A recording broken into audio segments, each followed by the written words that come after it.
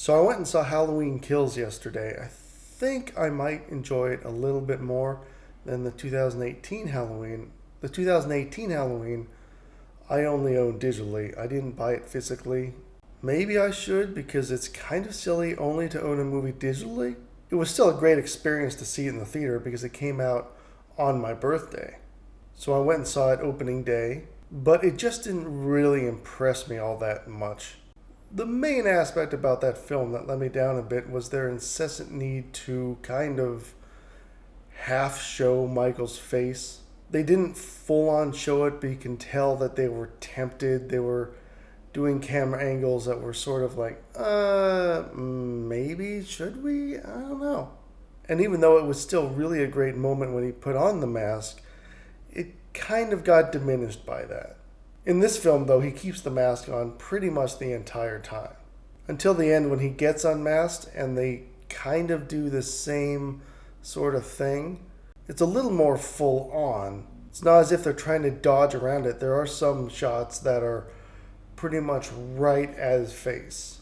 And occasionally a little bit blurred, but not really. But strangely, it didn't bother me as much, probably because they weren't building up to him getting his mask back and putting it on.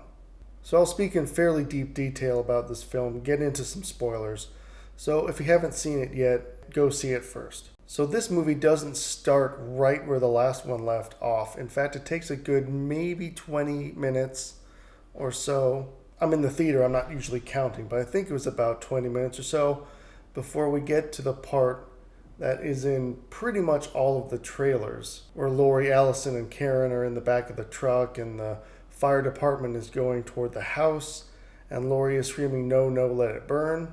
The film actually starts with Cameron walking home from the party, still dressed as Bonnie, and he comes across Officer Hawkins in the street, and Officer Hawkins is mumbling, and Cameron isn't sure what he's talking about, and then it goes into a flashback to 1978, and in this sequence we see the apprehension of Michael. So they just showed their own version of events from the time Michael gets shot by Dr. Loomis and falls off of the balcony, and the start of Halloween 2. But of course there is no Halloween 2 from them.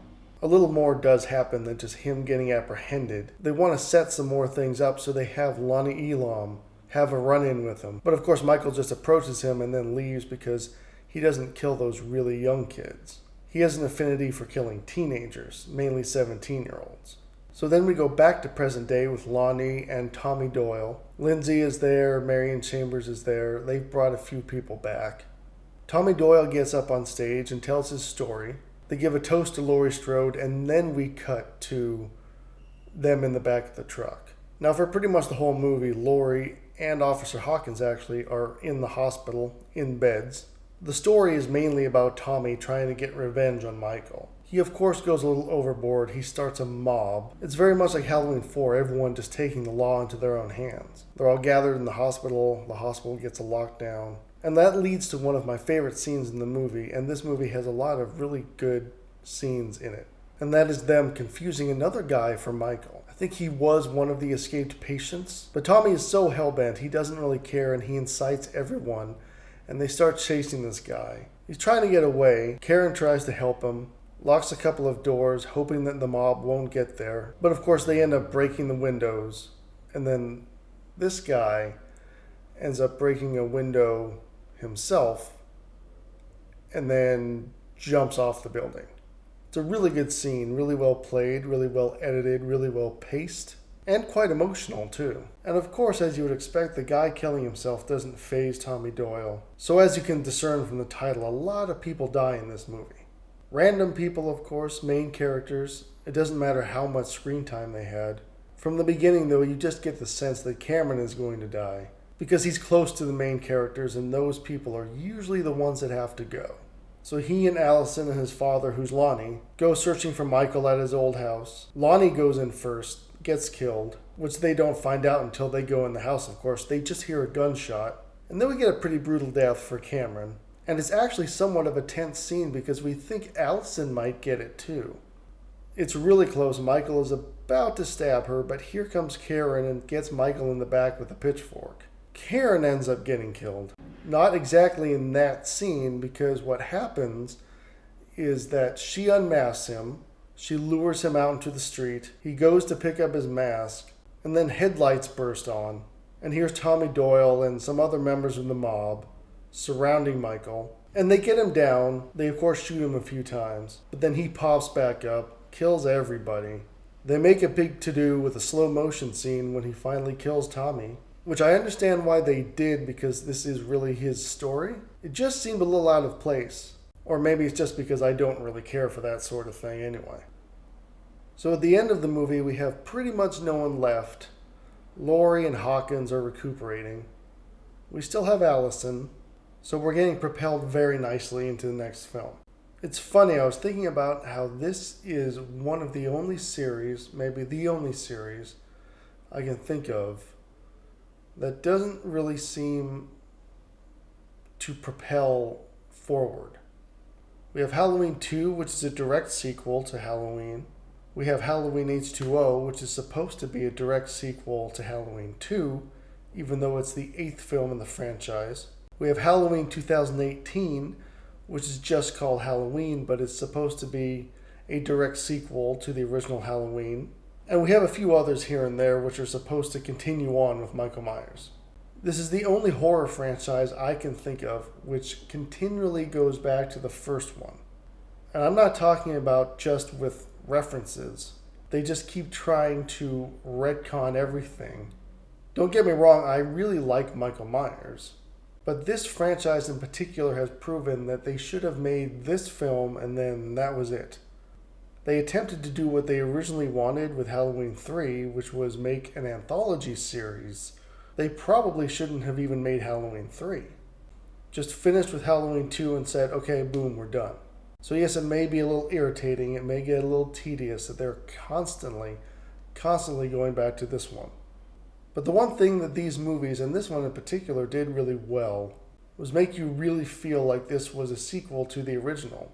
The reproduction of everything from 1978, all the minor details, you can tell a lot of care was put into that. They weren't doing it just for fan service. They wanted it to feel and look genuine and authentic. Speaking of references, this one is also chock full of them. In the 1978 flashback, you have Michael coming out and attacking and choking Hawkins' partner. Call back to the end of the original Halloween with Laurie. You have Halloween masks that are common, but of course callbacks to Halloween 3. You have Michael jumping on the hood of the car. You have Michael breaking the window. Again with Marion Chambers in the car. And Marion Chambers, she has survived 2 of these movies, and she has been killed in 2 of these movies. And the fact that she has been in 4 different movies with basically 2 different timelines is pretty much solid proof that they should have made this one and then just stopped.